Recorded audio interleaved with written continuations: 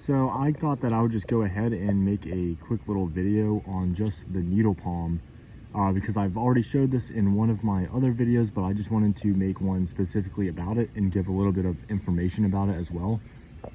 So this is the needle palm. As you can see, it gets that name because it has these big needles that it gets right here. You can kind of see, here they are. Right here it gets these big needles, and those are actually really sharp. I can go ahead and break one off real quick to show you. So they're pretty sharp. You can see right there. This one's actually old, so it's a little bit duller. With the newer ones, they come out with the new fronds. So in the spear there, as new fronds come out, more needles kind of come out along with them. And of course, that is just a defense mechanism against predators and things that would eat the palm.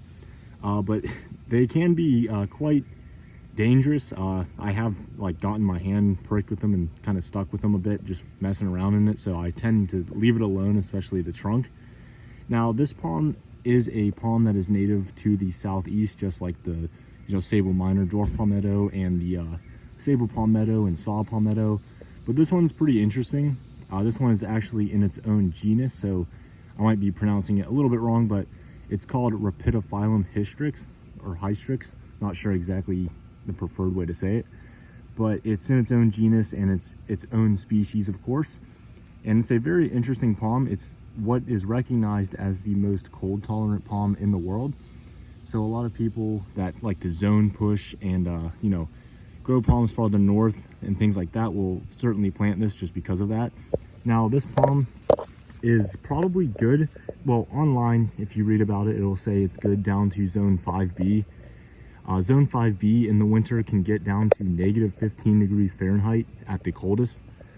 So it claims that this palm is good down to zone 5B, and I believe that I've even seen posts online of people having their needle palms actually survive those types of temperatures. Obviously they would get defoliated, but that is pretty incredible. So this zone where I'm at is a kind of a borderline 7A, 7B zone. Solid zone 7 pretty much in central Virginia. So this palm's never gotten any cold damage or anything like that. So it was planted, the one that I'm taking a video of was planted in 2000, I believe 16, and it looked like a little twig. I mean, the palm was only, I don't even know how to describe it. I'm trying to find a sucker, because this is a suckering palm as well, to show you. It kind of was like this size almost. Actually, it might have been a little bit smaller than this. And it was only like this high off the ground. And in that time, it has grown quite large. As you can see, it is absolutely huge. It's just super large. I'm trying to get like a good picture of it.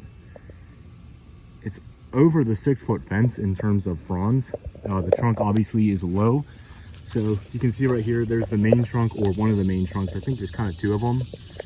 But this one right here kind of seems like the main trunk, and you can see all the needles coming out of it.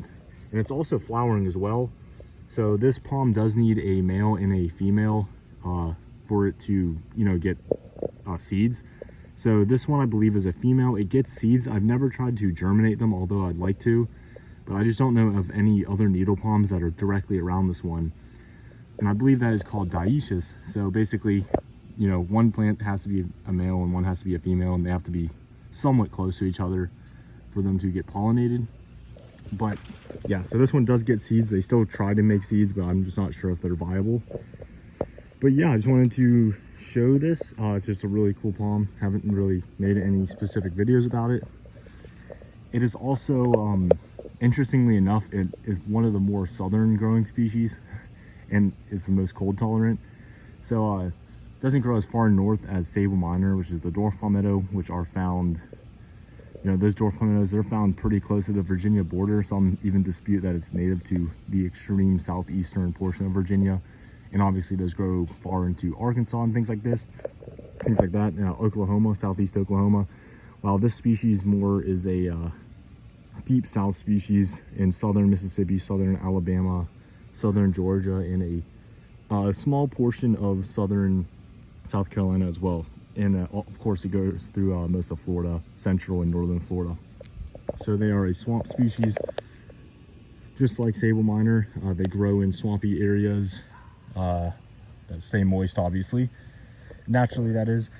Now this isn't a super swampy area right here where I have this planted, but it does stay pretty moist.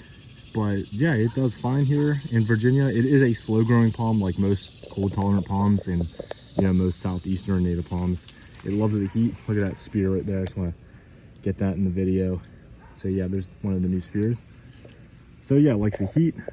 When it's hot, it grows, and that's pretty much how it works with most palms, but especially the palms from the southeast. And yeah, that's it. This is my needle palm, Rhapidophyllum hystrix, in borderline zone 7A/7B, Central Virginia near Richmond. I just wanted to show it just because it's really cool. I thought that everyone would like to see this one, and I just wanted to give a little bit of information about it. So yeah, thank you for watching, and that's pretty much it. This is my needle palm, Rhapidophyllum hystrix.